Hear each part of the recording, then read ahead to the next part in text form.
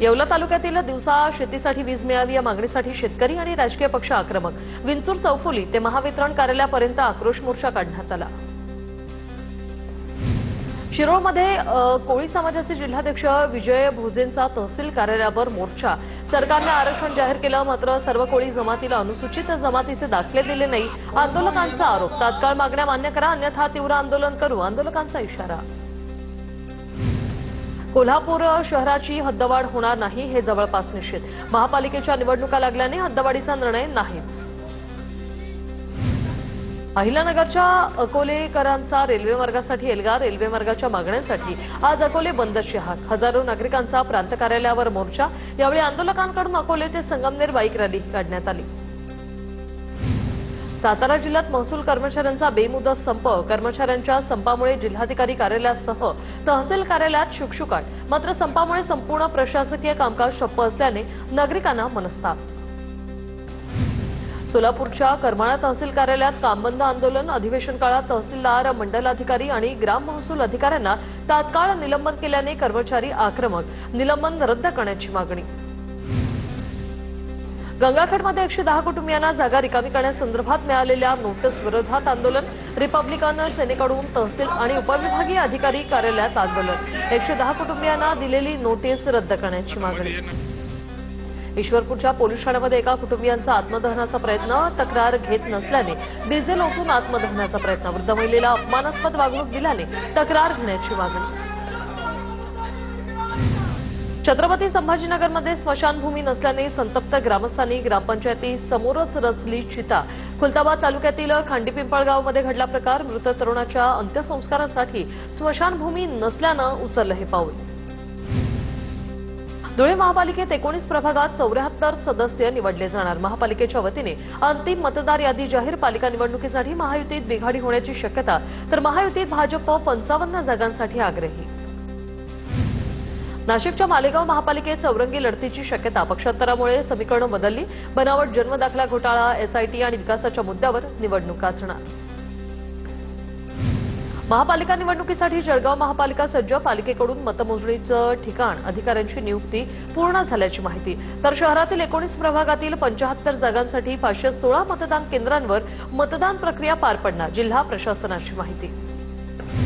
धुळ्यातील देवभाने शिवारात बनावट दारूचा अड्डा उद्ध्वस्त. 37 लाख रुपयांचा मुद्देमाल जप्त. आचारसंहितेच्या काळात राज्य उत्पादन शुल्क विभागाची कारवाई. भंडाराच्या खात रोड परिसरात अपघाताचं सत्र सुरूच. गतिरोधक नसल्याने वाहनांचा वेग नियंत्रणाबाहेर. परिसरात तातडीने झेब्रा क्रॉसिंग आणि गतिरोधक बसवण्याची मागणी. मुंबई गोवा राष्ट्रीय महामार्गाच्या चौपदरीकरणाचं काम गेल्या 17 वर्षापासून रखडलेलं. महामार्गावर अनेक ठिकाणी काम अपूर्ण अवस्थेत असल्याने वाहतुकीला अडथळा. वाहनाचा लोकांना मनस्ताप. शासनाने लवकरात लवकर महामार्गाचं काम पूर्ण करण्याची मागणी. धुळ्यातील विजयसन घाटात रोजच होणाऱ्या अपघातांची मालिका वाढली. 2 दिवसांपूर्वीच दरीत सिमेंटचा ट्रेलर उलटल्यानंतर पुन्हा एकदा बटाटे घेऊन जाणाऱ्या ट्रकचा विजयसन घाटात झाला अपघात. काही काळासाठी रस्त्यावर बटाट्यांच्या गोण्याच गोण्या.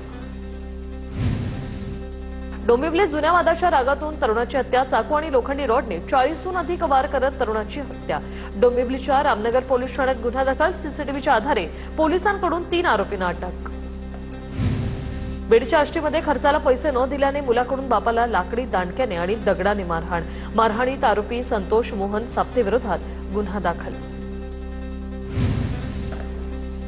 रत्नागिरीच्या दापोलीतील मुरुड किनाऱ्यावर स्टंटबाजी. गाडीच्या टप्पावर उभं राहून स्टंट, तर किनाऱ्यावर शर्यत लावण्याचे प्रकार वाढले. पर्यटकांच्या स्टंटबाजीचे व्हिडिओ व्हायरल.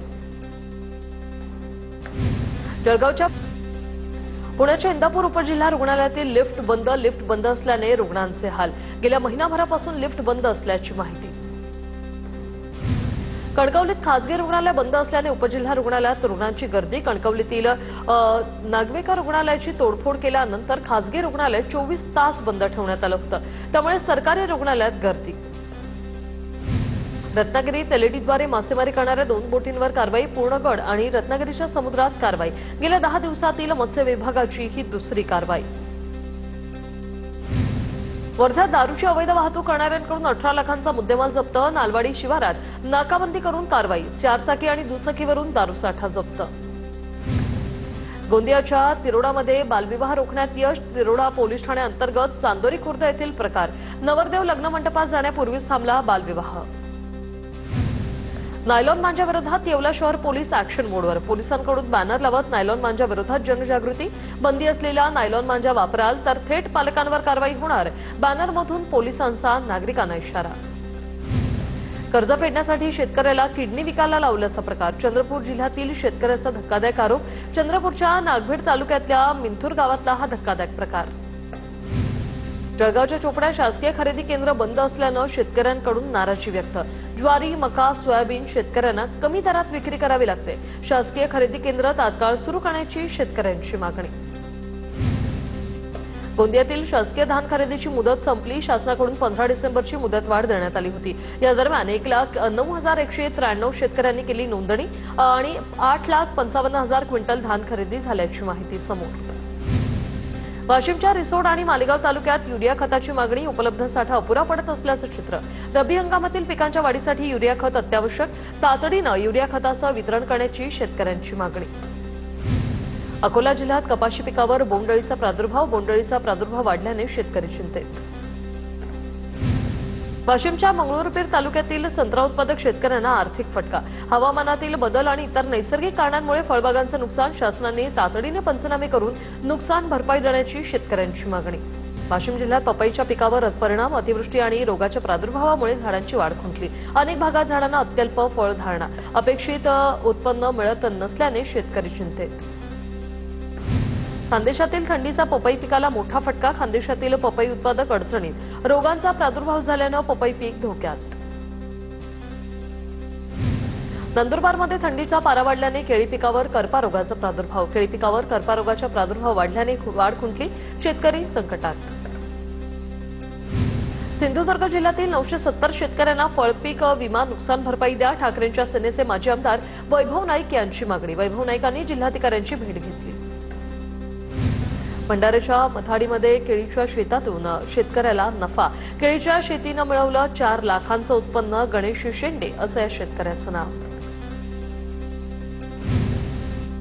नाशिकच्या मखमलाबाद परिसरात आज देखील वृक्ष लागवड. काल 1,000 झाडांची लागवड करण्यात आली होती. शहरात टप्प्याटप्प्याने 15,000 झाडांची लागवड केली जाणार. चंद्रपुरातील पंडित दीनदयाळ उपाध्याय कॅन्सर हॉस्पिटलचे 22 तारखेला लोकार्पण. मोहन भागवत, मुख्यमंत्री फडणवीस लोकार्पण सोहळ्याला उपस्थित राहणार. 280 कोटी खर्चून 140 खाटांचं रुग्णालय उभारलं. राष्ट्रीय आरोग्य रँकिंगमध्ये वाशिम अव्वल तर उत्कृष्ट जिल्हा शल्य चिकित्सक म्हणून डॉक्टर अनिल कावरखे यांनी देखील पुन्हा एकदा प्रथम क्रमांक पटकावला.